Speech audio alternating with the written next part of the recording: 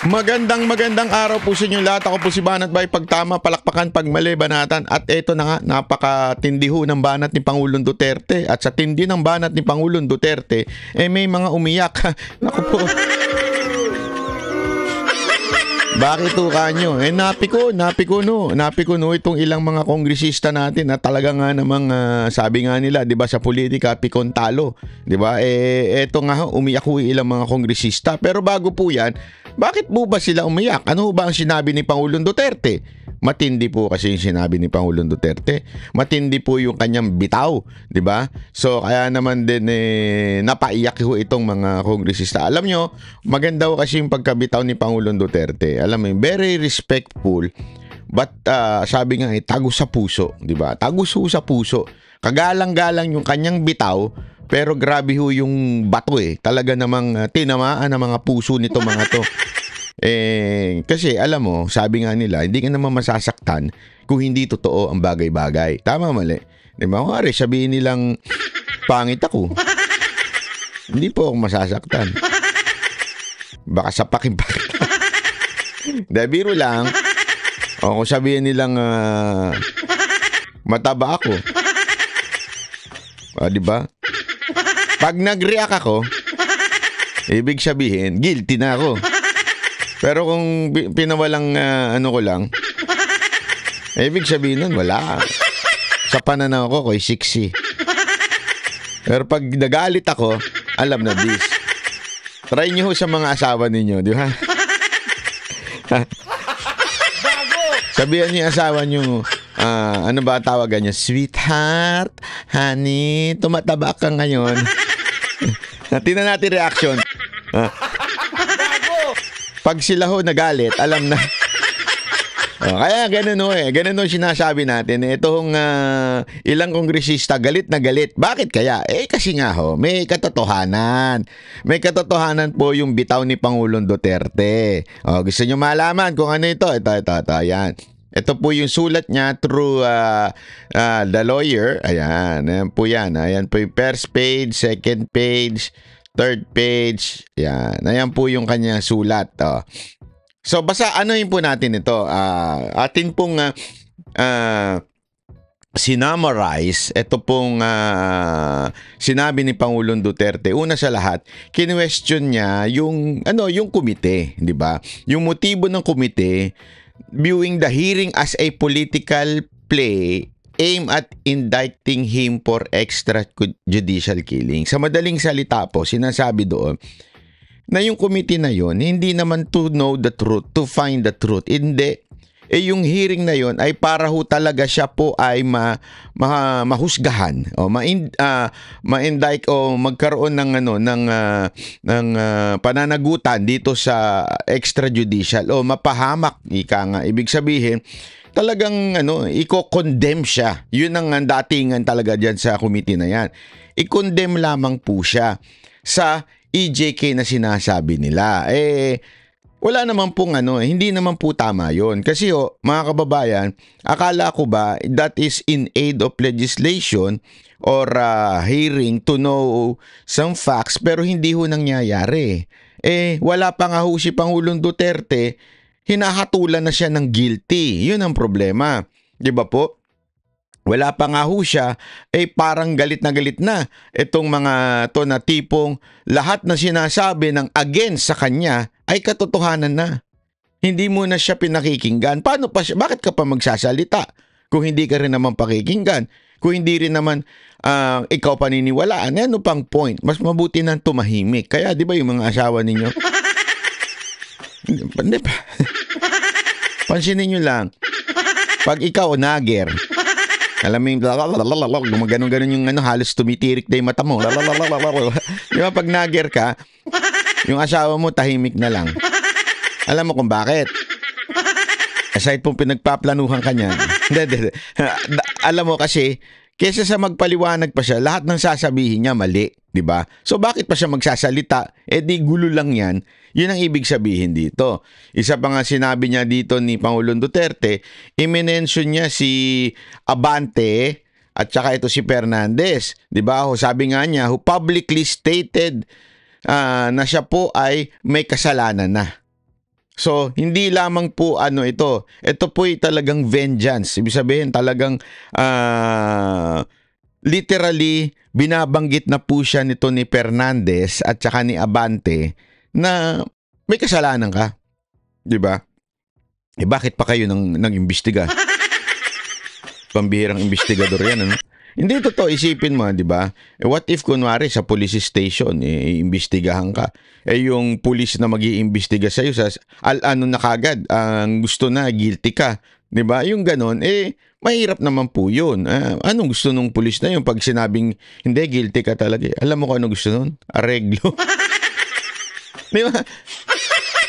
Kunwari, may nag-away, nagsuntukan kayo kunwari, sa BGC, halimbawa, nagsuntukan kayo. Eh, pero, kaibigan niya yung kalaban mo. Oh. At sa pananaw niya, guilty ka na. Oh, di ba? Eh, tapos sasabihin niya, hindi, iniimbestigahan pa namin. Ano, iniimbestigahan? Simula pa lang, sinasabi mo ng guilty ako. Di ba? So ano pang iimbestigahan mo diyan kung sinasabi mo na publicly na guilty ako? Wala ka nang iimbestigahan diyan. Ganun po si Abante at saka si Fernandez. Talagang publicly sinasabi nila may kasalanan na sa extrajudicial killing ang administrasyon ni Pangulong Duterte. Bakit ka pa pupunta? Anong sense nun? Di ba ho? Guilty ka na eh. Wala nang sense yun. At pagdating naman po, meron pa siyang sinabi na sabi nga dito, Duterte is concerned that the committee may pressure witness into giving false testimony under oath, which he sees an attempt to induce perjury. So, ibig sabihin po, meron na akong pumiyok. Di ba? Meron na akong nagsalita na si Grijaldo na talagang pinilit ho siya. Sa katunayan, dahil nga sa ganung pangyayari, si Abante at si Fernandez bumitiw sa kanilang pagiging co-chair. Although, sa akin kasi, ang pananaw ko dun sa pagbitiw nila, pautot lang yun eh. Yung para lang mawala sa kanila yung usapan, para lang hindi na ipagpatuloy yung usapan eh. Kasi habang sila po ay nag-a-appear sa media, habang sila po ay nag-a-appear bilang chairperson o co-chairperson, mauungkat at mauungkat. Kita nyo ngayon, ano nangyari dahil sa quote-unquote nag-resign sila na bilang co-chair, hindi na ho pinag-uusapan ng media. Di ba? Alam mo naman na media. Media noche rin yan. Di ba? Ano ibig sabihin? Alam mo, bigyan mo lang sila ng pain na para hindi na pag-usapan yung mga bagay-bagay. Kakagatin ho nila yan. Diba? So, ngayon, binigyan sila ng pain na, hindi na pala co-chair, di tapos na issue. Hindi ho doon nagtatapos yung issue eh. Dapat to ang issue na yan, demanda, dapat tong kinahahantungan yan. Dapat to kasi sabi nga ni Pangulong Duterte, di ba? Meron po yung kaugulang kaso, yung subornation. Ika nga, ibig sabihin po nun, kailangan talaga mademanda. Bakit din na pinapalo up ng media? Di sana usapin niya yung mga concern na gustong magdemanda. Ako nga, dapat niya, idemanda ho mismo ni nung pulis. Na ewan ko lang kung ano nangyayari sa kanya, kung napagsabihan ba siya o hindi natin alam kung iniipit siya ngayon, di ba? Pero dapat idemanda yan eh. Kasi nga po, hindi ho tama yan. To give a false testimony, allegedly false testimony, maliho yan. Di ba? Yung, di umano ay sabihan yung pulis na magbigay ng kanyang testimony na hindi naman totoo. Dapat to, ay talagang idinidemanda. Dapat to yan ay binibigyan ho ng hustisya. Mali po yan. Or else, magiging kasanayan na ho yan. Yun nga ho yung sinasabi ni Pangulong Duterte na hindi na, mukhang hindi na kailangan talagang mag-appear doon dahil sa mga ganyang issue. Lumabas na yung issue di ba? Lumabas na yung issue na may pilitang nagaganap diyan sa Quadcom. Yun nga lang dapat yun munang isettle nila. Yung pilitang nagaganap dyan sa Quadcom. Anak ng wewe naman kayo.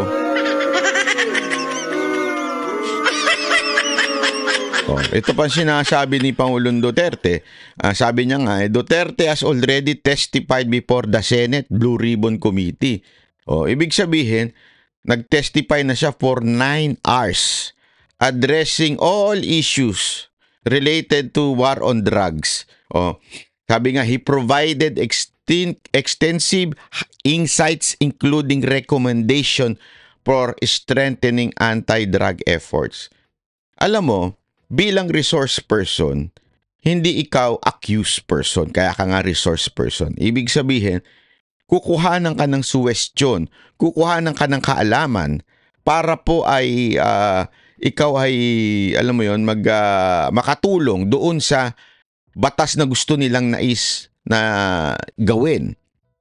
Kaya nga si Pangulong Duterte, hindi lamang po siya nag-provide ng paliwanag sa Senate, siya po ay nag-provide ng mga suwestyon para mapatibay pa po ang drug efforts ng ating pamahalaan.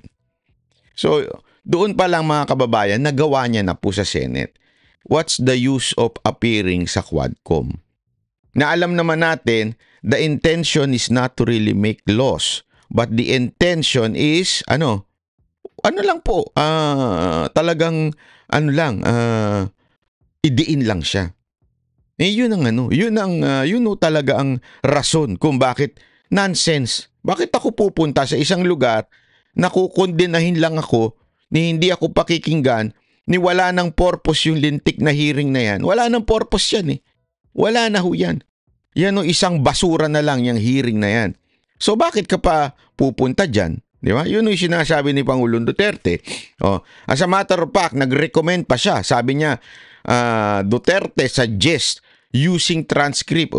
Basahin nyo na lang. Ulit-ulit pa Using transcript from his Senate testimony instead of attending the House hearing. Which he views as redundant. Yun. Ibig sabihin, wag nang paulit-ulit. Ano ba to? Tatanga-tanga? Magbasa na lang kayo. May pareho lang naman din yun. Hindi kasi alam mo, siguro kung sasabihin natin kung si Bato lang yung nagtanong, o kaya naman si Bongo lang yung nagtanong, okay lang sana na ulitin namin kasi hindi kami nakapagtanong, walang oposisyon. Hindi ho ang ingay ho ni Ontiveros doon.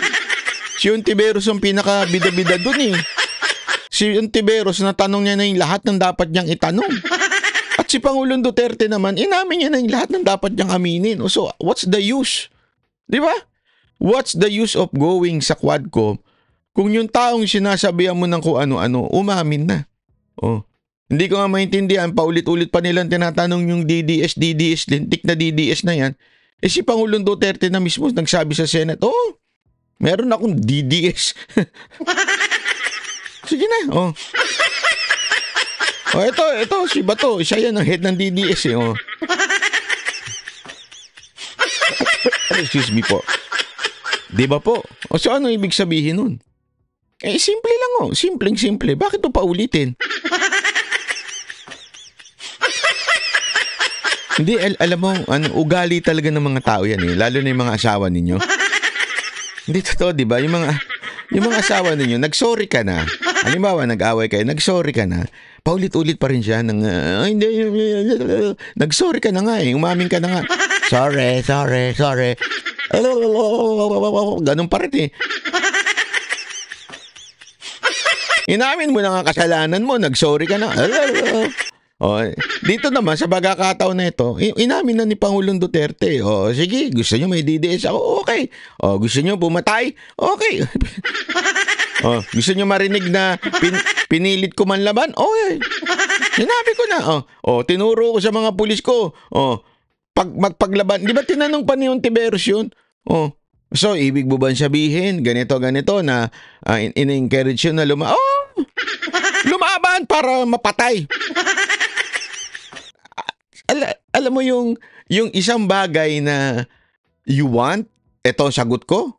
'Di ba yan yung gusto nyo marinig sa akin? Sinagot niya na. Yun yung sinasabi ni Pangulong Duterte. Gusto nyo na marinig lahat ng gusto nyo marinig. O, eto na, o. O, sinabi ko ang pulis na, o sige, manlabang kayo.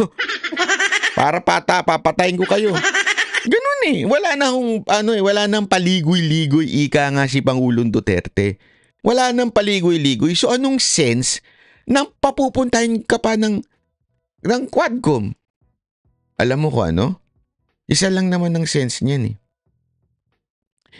Para lang magkaroon sila ng publicity. Yun ang totoo dyan.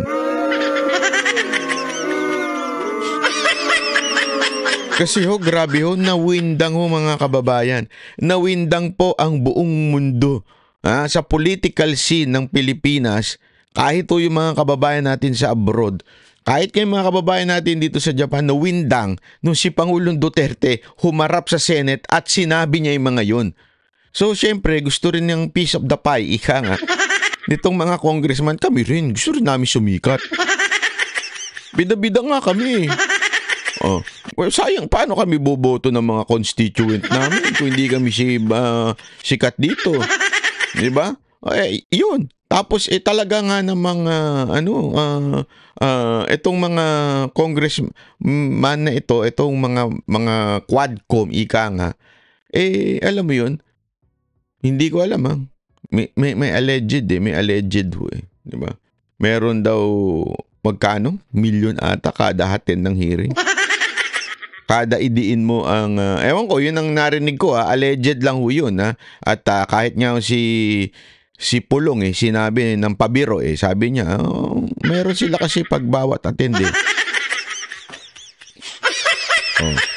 meron pang nagsabi hindi sa social media. Hindi ko sinasabing ito alleged lang na talaga nga namang milyon ang natatanggap nila kada kasi sabi ko sa inyo, 'di ba? Sabi nga kung walang usok walang apoy. Hindi, baligtad. Kung walang apoy, walang usok. So ibig sabihin po mga kababayan, pag mga ganyang alingas-ngas, maaring hindi totoo, hindi sakto, ika nga, yung amount. Pero meron yan. Meron nung nakukuha yan. Bakit ang sisipag niya mga yan? Mantakin mo, binabagyo na tayo. As in, madaling araw, binabagyo tayo buong Pilipinas, sila naghihiring. Saka nakakita ng ganun, only in the Philippines. Kasi nga, sabi nga, the longer, the better. Parang taxi yan Hindi totoo. Di ba? Yung mga taxi, habang tumatagal ka sa biyahe, gusto nila yan. Paikot-ikot sila. O narin yan, kumakamot ng ulo pa, hindi niya makita. Saan ba yung daan dito?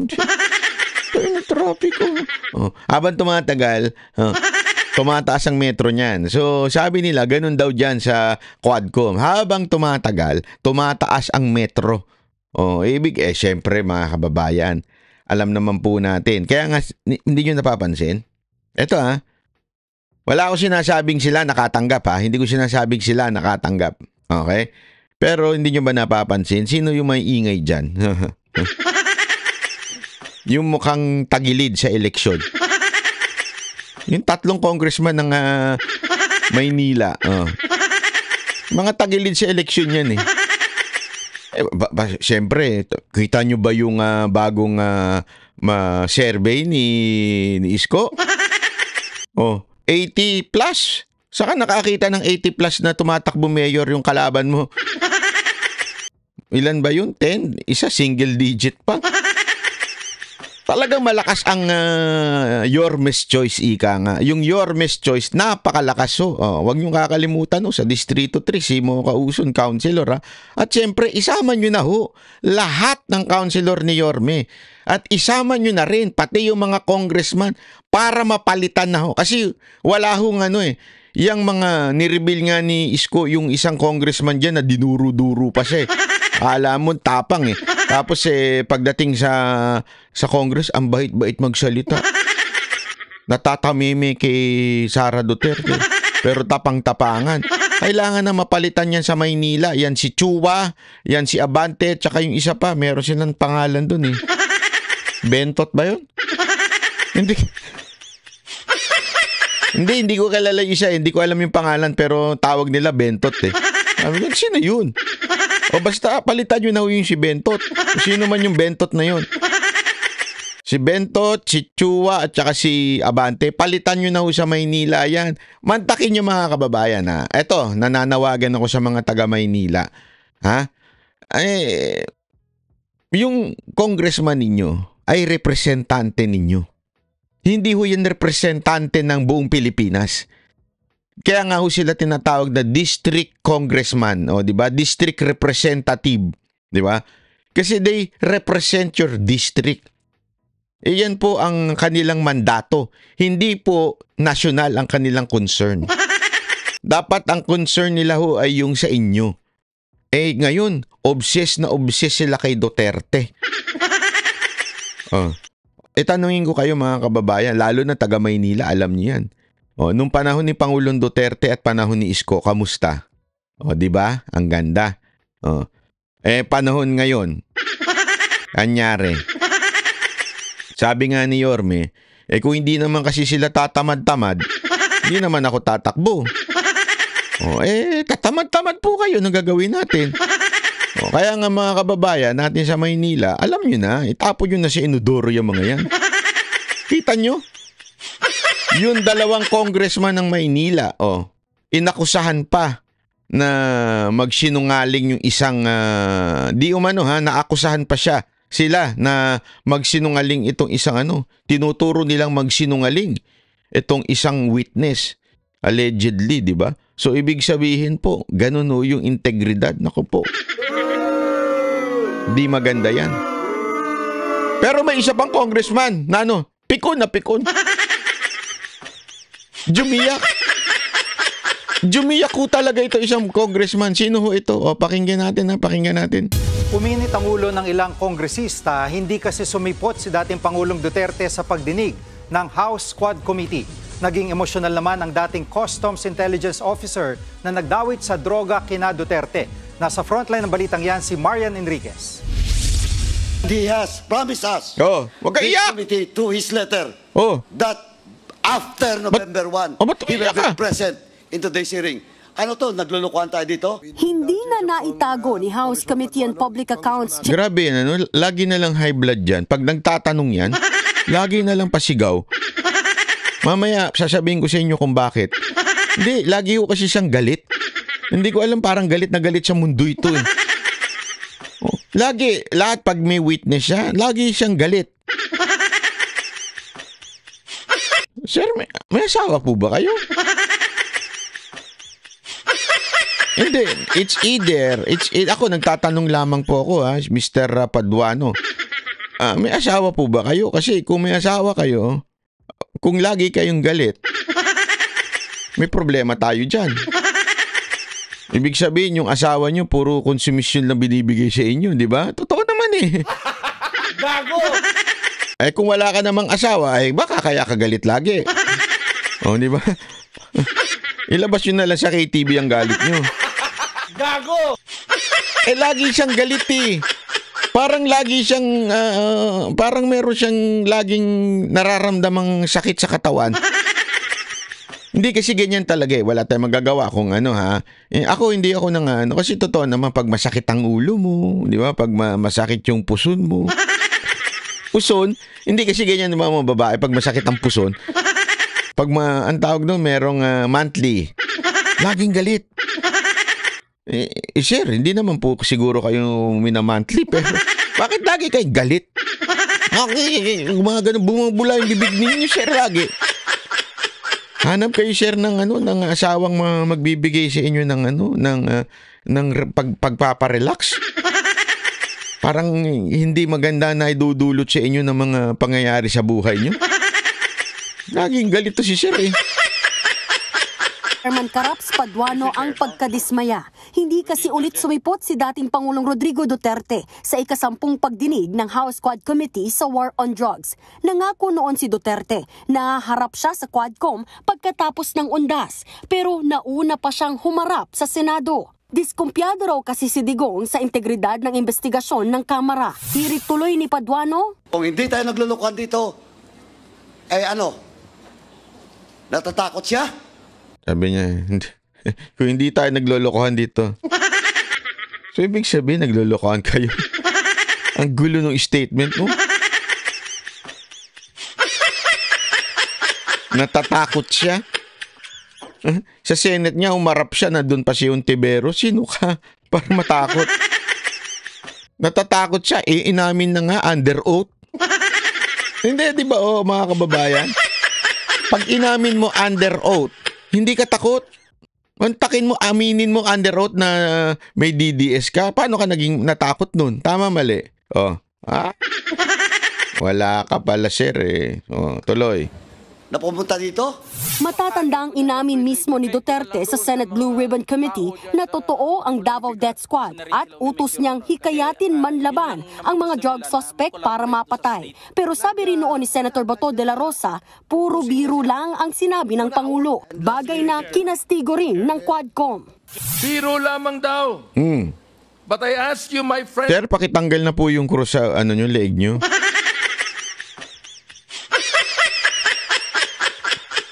Marami pong naaasiwa, lalo na po yung talagang sumusunod sa kautusan ng Panginoon. Pakitanggal na, sir.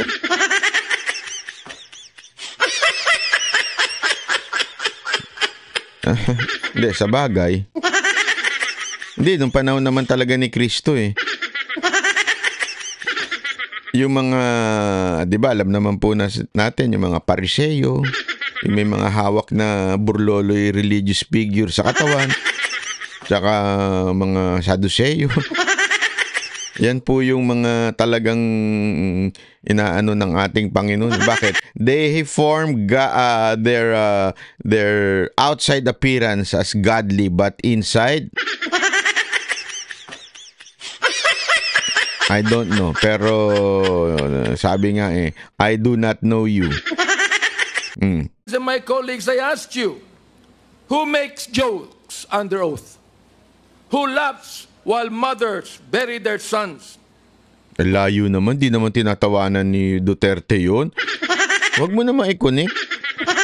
Sir, pagkaganyan yung mga diskarte ninyo, naku, baka bulaan yung pagtuturo ninyo. Hindi kasi alam nyo, sir, ang ginawa ninyo, yung pagtawa at pag-joke, ikinonect ninyo doon sa mga batang namamatay o na ganito. Wala namang ganun eh. Si Pangulong Duterte, kung tumawa man siya, it's not because of that. At as a matter of fact, kaya nga niya pinapatay yung mga kriminal dahil nga po ayaw niya mga kababayan natin ang nagsasakripisyo at namamatay. Ayaw niya yung mga pulis ang namamatay. Yun ang dahilan. Tapos gayon, i-miscontext ninyo yung sinabi. Ilan pa kaya sa scripture ang miniscontext ninyo? Bishop pa man din kayo, tapos dapat to kasi alam nyo, ito yung simpleng theology, ika nga. Hindi, in theology, you have to see the context ng bawat verse. Hindi pa pwedeng pick up ka lang ng pick up ng verse, tapos sasabihin mo ganito, tingnan mo na, Panginoong Hesus gusto niya mag-inom tayo. Ginawa niyang yung tubig alak gusto ng Panginoon maging lasinggero tayo. Kasi pinick up mo lang yun eh. May context yun. Hindi pwedeng ganun magturo. Parang ganyan na ginagawa ninyo ngayon.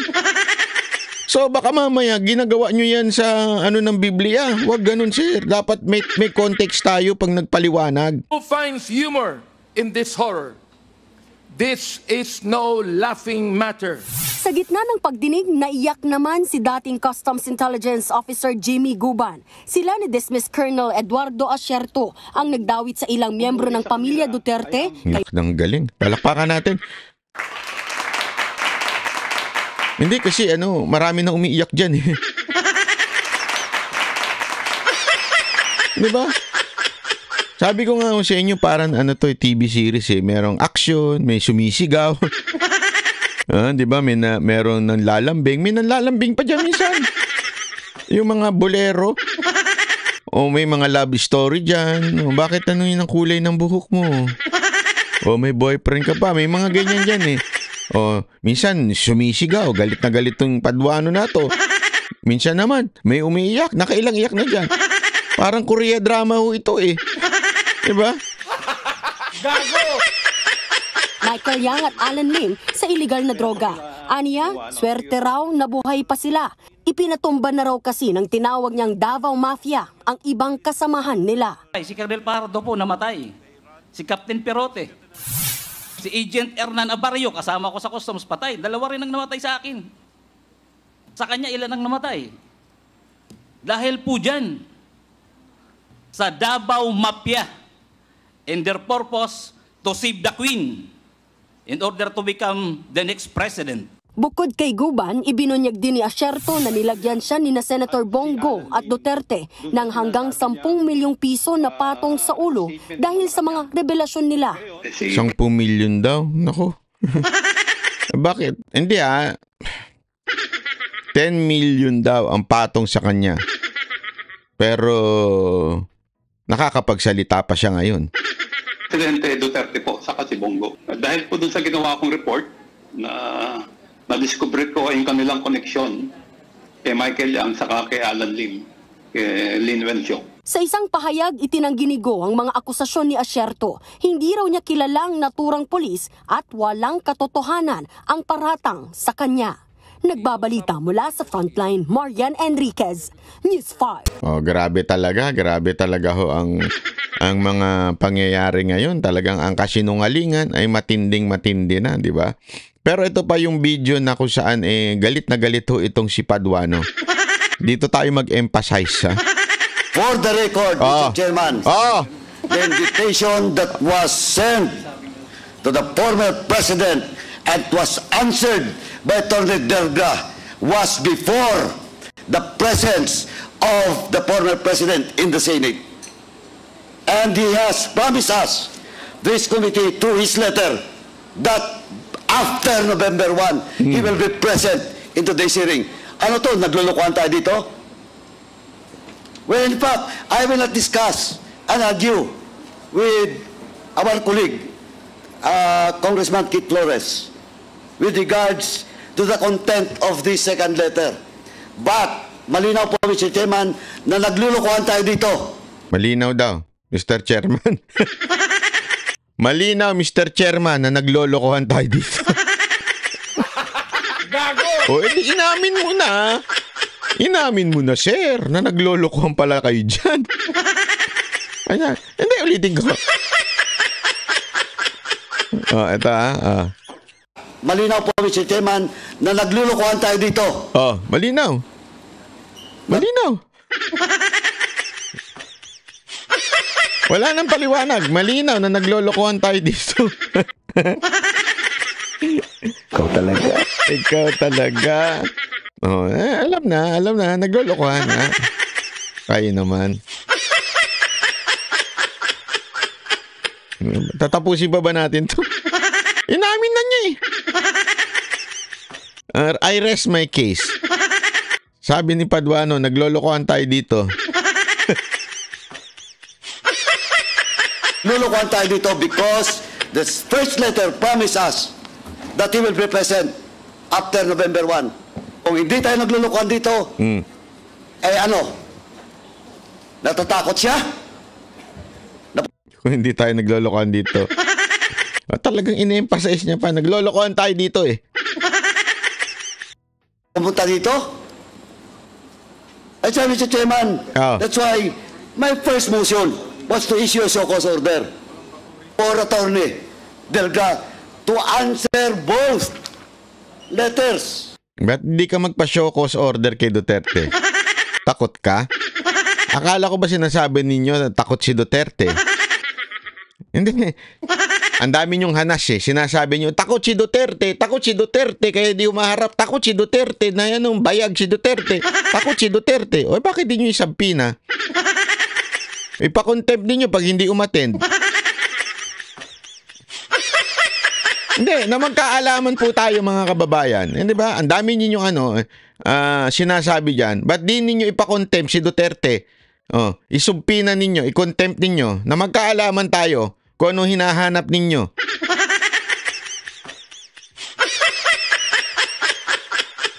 Wala po ako sinasabi pero ang tatapang ninyo, ang dami nyong hanas. Bakit di nyo i-contempt nyo abogado? Nagsasalita lang naman yung abogado. Ito rin, ano rin ito no? Wag, alam mo, pagdating mo sa mga issue, okay? Pagdating mo sa mga mga legal matters, huwag niyo sisihin yung abogado. Yung abogado, trabaho niya yan bilang officer of the court. Trabaho niya, i-hire siya, ipagtanggol kahit guilty or not guilty. Lahat po yan. Trabaho lang ho nila. As a matter of fact, it is in our law. Don't you know? Don't you know, my friend? Why? Kaya nga may Miranda rights eh. 'Di ba? Ano ibig sabihin no? You have the right to remain silent. Bakit? Oh, tapos the government will provide if you do not have lawyers. Hindi ganyan yung words, sabi. Rambol-rambol, no? Pero ang punto doon, tumahimik ka, may karapatan ka kumuha ng abogado. Kung wala kang makuha ng abogado, ang gobyerno magbibigay ng abogado. So ano ibig mo sabihin? Yung mga kasalanan naman ibibigay ng gobyerno. Pag kung mamamatay tao, halimbawa, merong pinatay yung isa. Hinuli ng pulis o babasahan ng di ba? So yung mamamatay tao kakampihan ng gobyerno? Hindi. Iyon po ay kanila lamang trabaho. Huwag niyo sisihin yung abogado. Si Paduano, kung ano-anong nasa isip eh. Parang galit na galit siya dun sa abogado. Si Duterte, Ayun yun na si Duterte. And, Mr. Chairman, and I would like to reiterate once again that we should invite again the former president to be present in the next hearing. Kala mo talaga, ang tapang ng tao nito. Eto pakikita natin kung ano talaga ito si Paduano. Huwag na tayong lumayo. Punta na tayo sa Wikipedia. Lalayo pa tayo. Ito, ayan. Sino ba si Paduano? He was, basa? Ayan. He was the National Commander of the Revolutionary Proletarian Army, Alex Buncayao Brigade. Naku po, patay tayo dyan. Ano po yun? An armed communist revolutionary group. Siya po ay commander ng army ng Revolutionary Proletarian Army na Alex Buncayao Brigade. Ayan po siya ayan, nalinaw po niyan.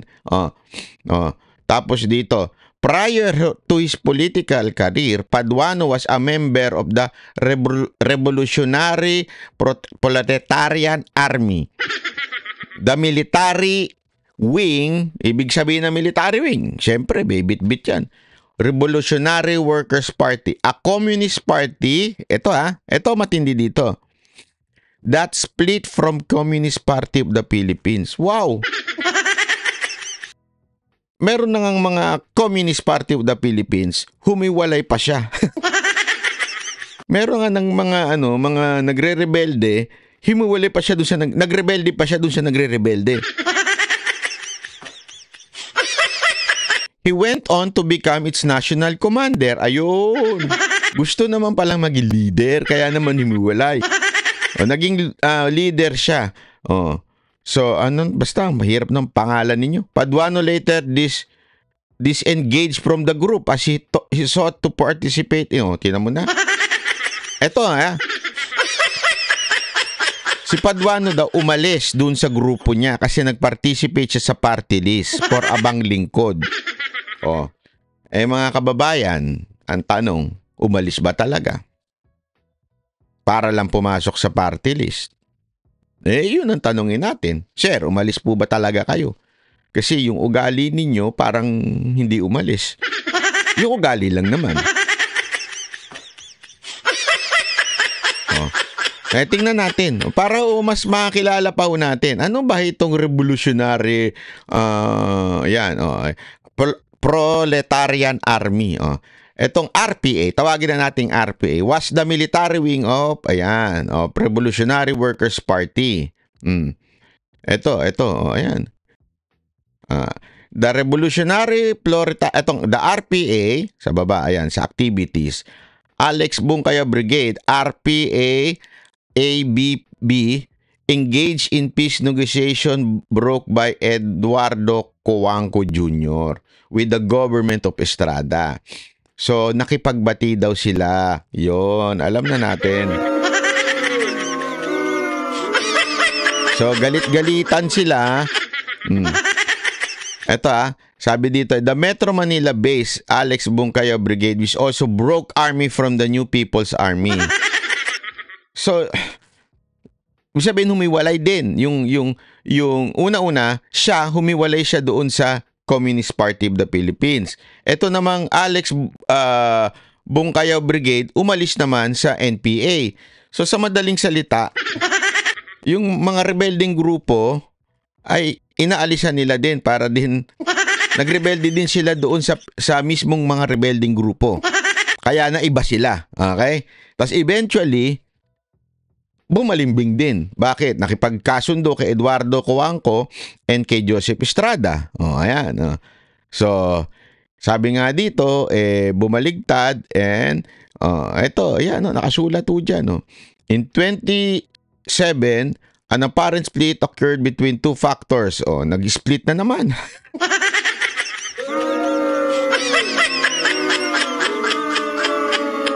Grabe talaga. Ay, nako. Split kayo ng split ano kayo pinag-splitan ninyo?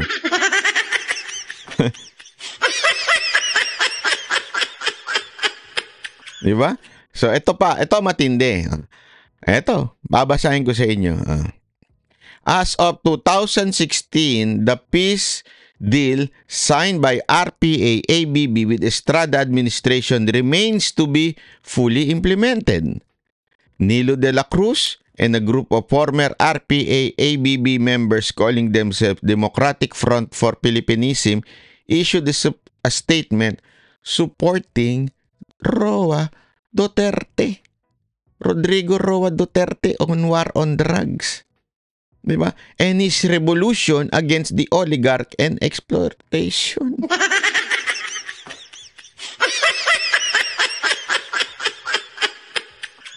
Ay nako, so ibig sabihin mga kababayan,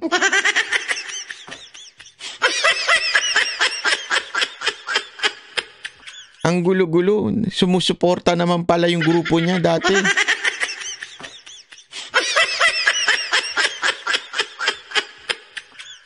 So anong pinipiyok nitong taong ito ngayon? Hindi natin maintindihan. Anong kinaiinit ng butchi mo ngayon? Akala ko ba dati yung grupong inalisan mo, sumuporta naman pala ka sa war on drugs? Ngayon, ang napapansin ko lang dito, hindi natin to sinasabi para kundinahin Kasi para makaintindihan natin yung tao, kailangan nating alamin yung kanyang background. Ang background niya, dati talaga siyang militante. Dati nga siyang head di ba? Ng isang breakaway group, ika nga. So naging naging talagang humawak siya. So palaban itong taong ito. Nagrebelde siya until nung siya ay tumakbong party list. No, nung tumakbo siyang party list, ayan na nga nagkaroon na nga ng mga pag-uusap doon yung grupo na kanyang kinasamahan. So sa madaling salita po nakipagbati din sa gobyerno. Yun ang kanilang personalidad. Yung grupo na yun. At the same time siya naman nakipagbati na sa gobyerno din through party list. Tama, mali? Ngayon, ang tindi na ng kanyang pagsipsip doon sa kanilang speaker.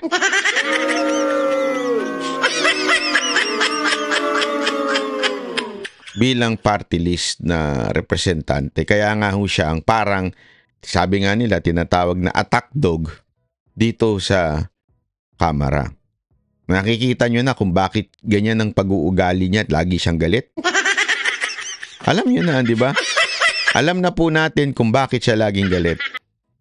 Personalidad niya na simulat-simulat sa pool ng kanyang pag-join sa mga activism, galit siya lagi. Lagi siyang umaalis dun sa grupo niya. Hindi, ito kinikwento lang naman natin. Ganun ang kanyang personality. So alam nyo na po kung bakit ganyan siya. Ngayon, expect nyo na lagi siyang galit sa mga resource person. Di ba? Para hindi na tayo nagugulat na bukas may sisigawan na naman siya kasi nung isang araw sinisigawan niya yung sa PDEA. May susunod, alam mo na sisigawan na naman niya. So alam niyo na kung bakit galit yan. Okay? So yun lamang po mga kababayan. Kaya nga ngayon galit na galit siya kay Duterte pero hindi naman niya kayang ipatawag. Hindi naman niya kayang ipasumpina, 'di ba? O kung better yet ipa-contempt mo na. O akala ko ba matapang ka? O yun lang, sana ipa-contempt mo na si Pangulong Duterte. Hindi naman siya gusto ko ma-contempt pero para malaman mo yung galit ng mga Pilipino. Again, hindi ko siya I am not and never will encourage rebellion against the government. Tandaan niyo yan. I will always say this to my channel. I believe in Romans 13 verse 1. So I will not encourage anyone to rebel against the government. When I say nang malaman mo ang hinahanap mo is that you would know yung galit ng taong bayan sa inyo. Kayong mga congressman. Kasi ngayon, feeling nyo, gustong-gusto kayo ng tao. Nabubulag kayo ng mga trolls. Pero ang totoo, galit na ang mga Pilipino sa Quadcom. Galit na ang Pilipino sa inyong mga congressman na walang inatupag kung hindi mamulitika. Yan po kayo Mamulitika ng mamulitika ng mamulitika. Diyan galit ang mga Pilipino. Kasi kawawa naman ng mga Pilipino napapabayaan na dahil sa pamumulitika lang ninyo. Gawin nyo yung trabaho ninyo, hindi magagalit ang mga Pilipino. Ngayon, gutom, walang trabaho, ang tindi ng krimen. Tapos ang inaatupag ninyo, gipitin lamang ang mga Duterte para sa 2028, yung inyong speaker ang maging Pangulo. Wag ganun. Masyado kayo. Abuso na yan. Maraming salamat po. Ako po si Banat Bay. Kita-kits po ulit tayo. Yan ang Banateros, boses ng ordinaryo Pilipino. Banateros ay walang